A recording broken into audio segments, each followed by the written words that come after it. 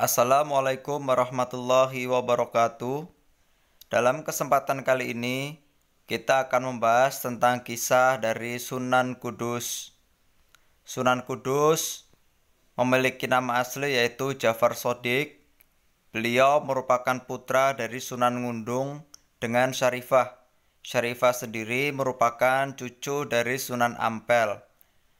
Disebutkan bahwa Sunan Ngundung atau Raden Usman Haji yang merupakan ayah dari Sunan Kudus ini merupakan putra dari sultan yang berada di Timur Tengah yang berkelana hingga Pulau Jawa.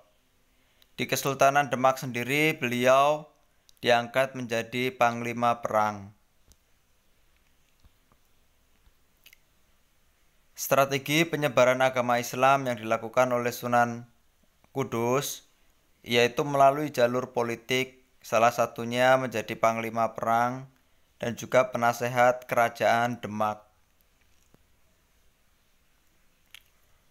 Hubungan Sunan Kudus dengan Wali Songo yang lain,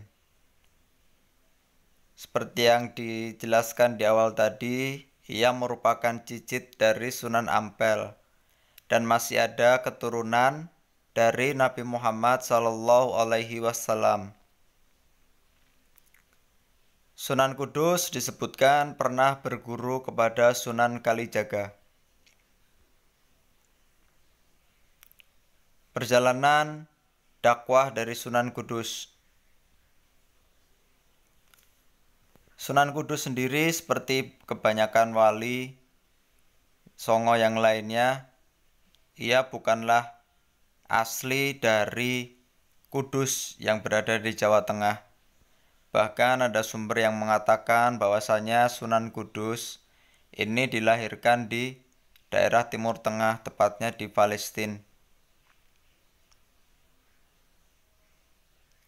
Sebelumnya, Sunan Kudus telah memiliki santri-santri di Demak karena beliau merupakan penghulu ataupun guru di Demak.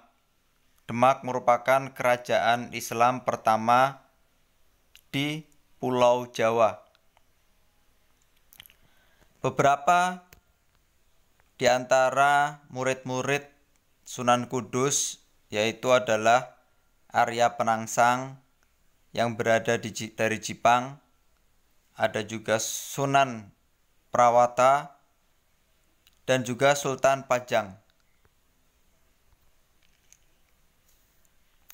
Sunan Kudus pergi ke kota Kudus dari Demak, yang dahulu kota Kudus ini bernama Tajuk, yang kemudian kota ini dikembangkan oleh seorang Kiai Telingsing. Kiai Telingsing merupakan salah satu dari guru Sunan Kudus.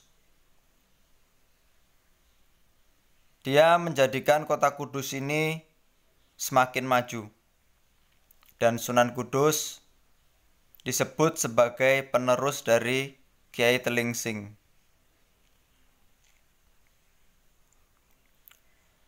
Sunan Kudus disebut sebagai ulama besar dari Demak yang merupakan kerajaan besar pada saat itu. Masyarakat sangat menghormati Sunan Kudus. Sunan Kudus berdakwah dengan mengedepankan akulturasi budaya. Hal ini bisa kita lihat dari bentuk bangunan yang menjadi peninggalan dari Sunan Kudus, yaitu Masjid Menara Kudus yang memiliki corak dari agama Hindu, Cina, dan juga Islam.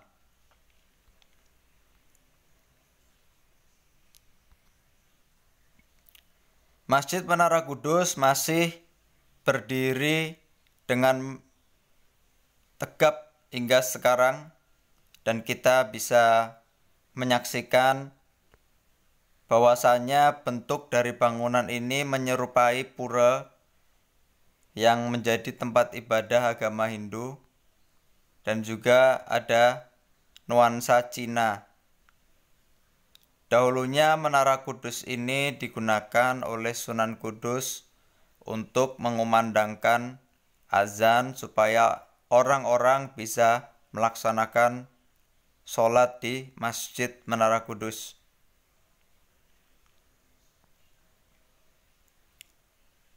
Sekian informasi dari Bapak tentang kisah Sunan Kudus.